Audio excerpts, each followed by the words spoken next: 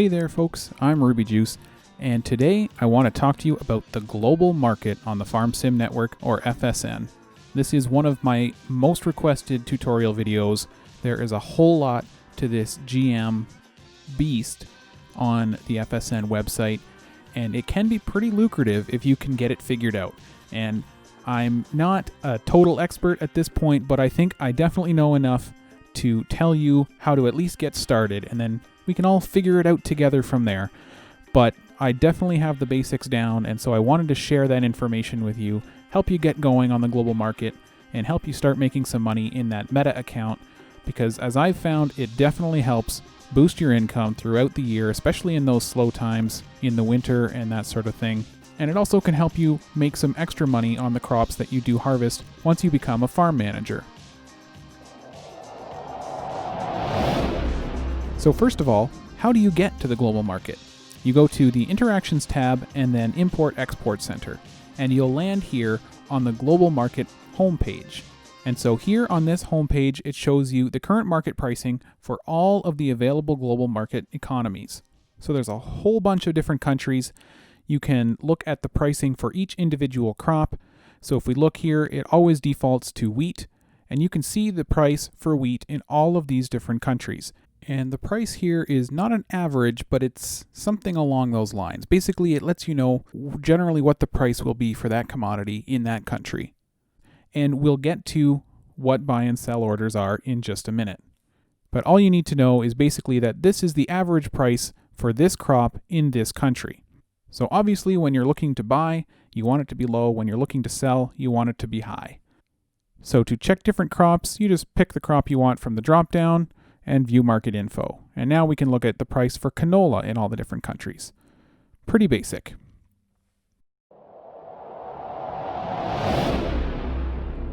So how do you get started in the global market? In order to be able to buy and sell crops, you're going to need at least one warehouse. So we'll head to the Warehouses tab. And now when you start out here, obviously your warehouse area is going to be blank because you won't have any warehouses. And right here is where you will lease a new warehouse. So I highly recommend when you're first starting out that you get a warehouse in your home country. Now only farm managers will have a home country. So if you're a contractor, you can pick whichever country you like, really. But for farm managers, definitely get one in your home country. And how do you figure out what your home country is? If you don't know, you can go to Data and Server Farms. And for each map, it has a flag beside the number of farms. And that flag tells you the home country for that map. So servers number 1 and 2, for example, their home country is the USA. If I go down to my server, server number 19, Bjornholm, my home country is Sweden. And now don't get this confused with where the server is hosted. My server is hosted in London. So you see the flag there. Central Germany, its home country, even though it's named Central Germany, the home country is Austria. And it's hosted in Miami. So you want to pay attention to the flag, the bigger flag, beside the number of farms. That's how you know what your home country is. So if we head back to the Import-Export Center and the warehouses, you would choose the country that you want your warehouse in from this drop-down list, and then click on Lease New Warehouse. And each warehouse is going to cost you $5,000 to start out. And this brings up an important point. To do anything on the global market, you're going to need money in your meta account, which is the one with the M in brackets beside it. If you need more information on the different types of accounts in the FSN, check out my funds transfer video, which goes over all the different types of accounts and how you transfer money between them. So to lease a warehouse, $5,000. And then when you head to your warehouse page, it'll look something like this. So Sweden is my home country. That was the first warehouse that I leased. You have the ability to upgrade or downgrade your warehouse by choosing from the drop-down list. You can see it costs you $5,000 per level to upgrade and $500 per level to downgrade. Now each level will give you 25,000 liters of extra storage. So my Sweden warehouse is level 2, and you see the level here between the country name and flag and the upgrade downgrade drop downs. So my Sweden one is level 2, and that gives me 50,000 liters of storage. You can upgrade or downgrade several levels at a time if you want, and as the dropdown says, it's going to cost you $5,000 per level to upgrade and $500 per level to downgrade. Now, why might you want to downgrade, you might ask? It's so that when you go to renew your warehouse, it will cost you less. So renewal costs you $2,500 per level. So because my Sweden warehouse is level 2, it will cost me $5,000 to renew it. And you can see the expiry date or the leased until date for your warehouse right underneath the country name. And you can add 30 days to that date at any time. And when you click that, it'll deduct the amount that it says right here. So once again, I recommend start small. You can start with 25,000 or 50,000 liters of storage, a level 1 or 2 warehouse, until you start to get the hang of things and figure out how much storage you'll need.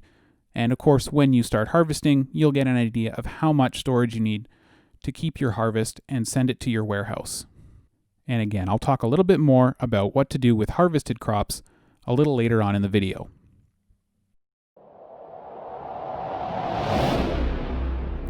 So once you have a warehouse, you can then start buying and selling crops within the same country, or what most people like to call local flips.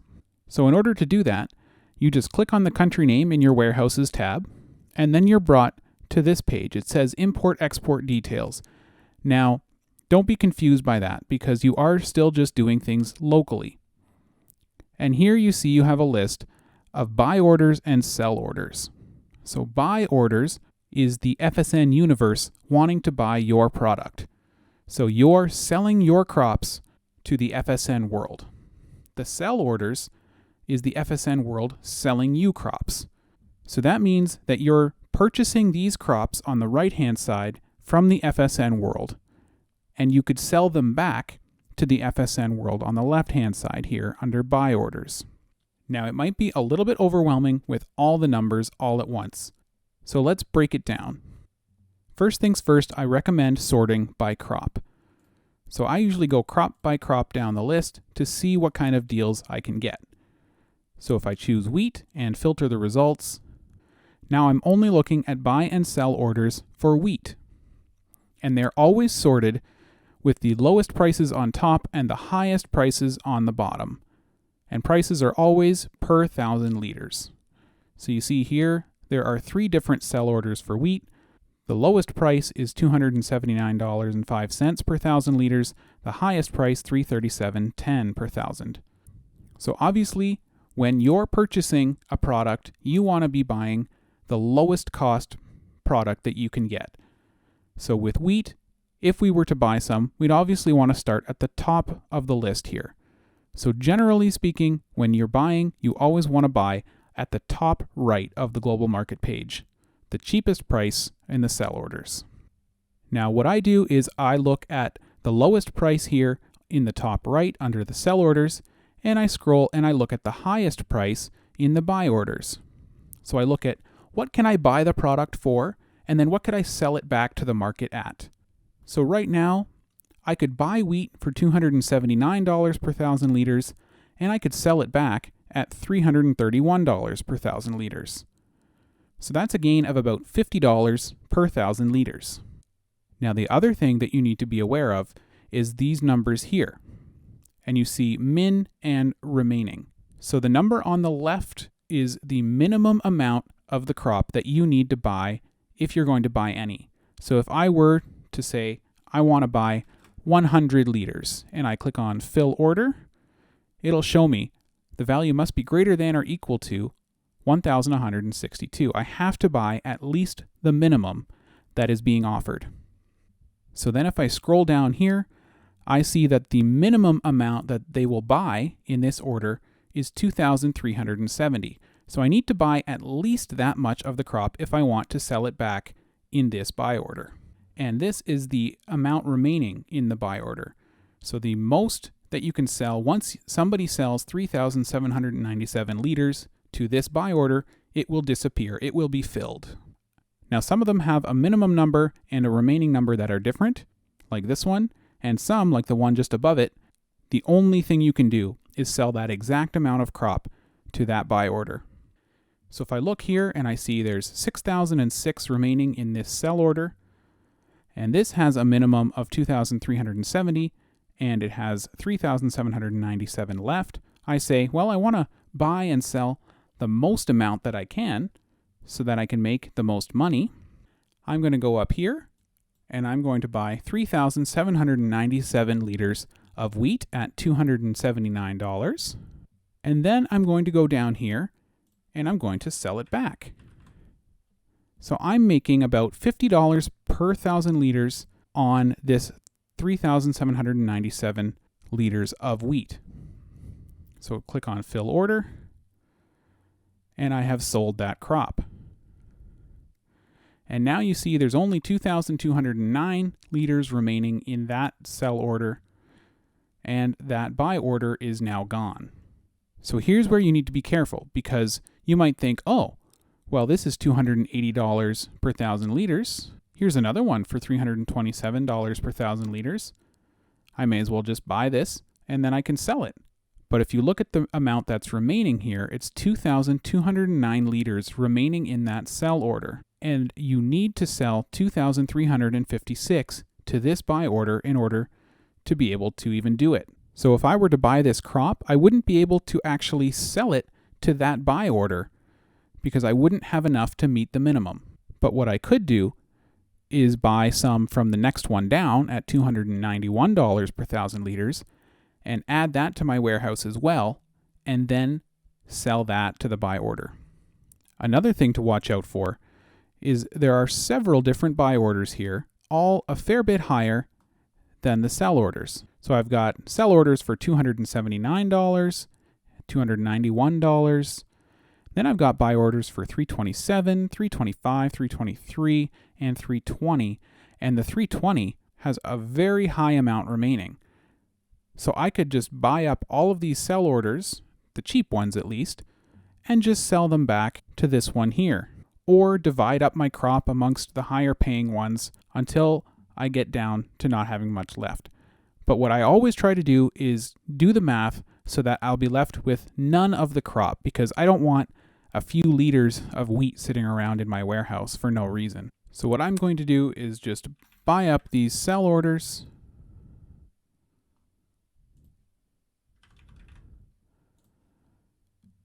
And then I'll take a look in my warehouse and it just pops out so you can quickly see how much you've got. I've got 7,440 liters of wheat now. So if I were to sell to these different sell orders, this one I can definitely do. I'll have 5,000 or so left. Now I'm down to 5,084. If I sell to this one, I'll have about 2,500 left. So I'll still have enough to sell here. So I'm going to go ahead, sell to this higher paying one. Now I'm going to check how much I've got left. I've got 2,548 liters left in the warehouse. I don't want to sell to this one here because then I'll only have about 1,200 left. Won't be enough for this buy order, won't be enough for this one or this one. You see all the minimums here are much higher than 1,200, so I wouldn't be able to get rid of the crop. The only way I could do it is selling at 290, which I already bought the crop for 291, so then I'm losing money. So I'll just sell that 2,548 liters of wheat to this one here. Still making money, only $3 per 1,000 liters different than the next one up. And there we go. I have sold to a buy order. And if I check my warehouse, I've used 0 of my capacity. I've sold all that crop. So like I said, I like to go on down the list. You can quickly check the lowest price on the top right, scroll down to the bottom left and check the highest price available. Look at the minimum amount that you'll need to buy, the minimum amount that you'll need to sell, and how much is remaining in each of those orders. And you're just going to have to do a few and you'll get used to figuring out how to add up orders to see how much you can buy and then sell to multiple orders, or how much you can buy from multiple orders to sell to one bigger one. And believe me, I have also made mistakes and ended up with 300 liters of canola still sitting in my warehouse that I can't get rid of. But it does take a little bit of trial and learning on your own part. But there's definitely money to be made here. If I look at the canola, for instance, I've got $616 and $619 sell orders, and I've got a $719 buy order. And look, these ones are pretty large, so I can go ahead. I'm going to buy, and then I can check my warehouse. I've got 12,756. So I'll fill that order, and there, I'm up to $58,955 in my Meta account. And I believe I started in the low 57,000 range. So I've made some money already off of these local flips. And if you check every so often, and you go through the list, and you check the crops, and you buy from the top right, sell to the bottom left, if there's a decent enough margin there, you can make some good money. It takes a little bit of time and effort, but it's well worth it, and you should pay for your warehouse in no time by doing that. And of course, if you find yourself going through and you've got lots more time and you've got the money, you can always get yourself another warehouse in a different country and do the same thing there. So I've got 5 different warehouses, I believe, and I go through the list in each one every so often and see if I can make a little bit of money off of each of those warehouses. Of course, at the beginning, you're just going to be recovering your investment in the warehouses, but if you spend enough time with it, you should be able to start making a profit off of it in not a whole lot of time.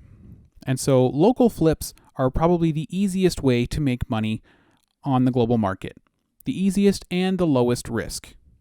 But you can also make money by buying crops in one country and shipping them to another country where the purchase price is much higher than if you were to flip it locally.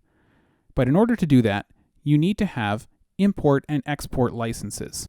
I hope that this helps you get started on the global market and start earning a little bit of money doing local flips. And I will cover the more complicated buying, shipping, and selling in a future video. So for now, thank you very much for watching. I hope you found this helpful. Please let me know in the comments if there are things that you'd like to know about local flips and getting started with warehouses and that sort of thing. Let me know in the comments. So thank you very much for watching, and happy marketing!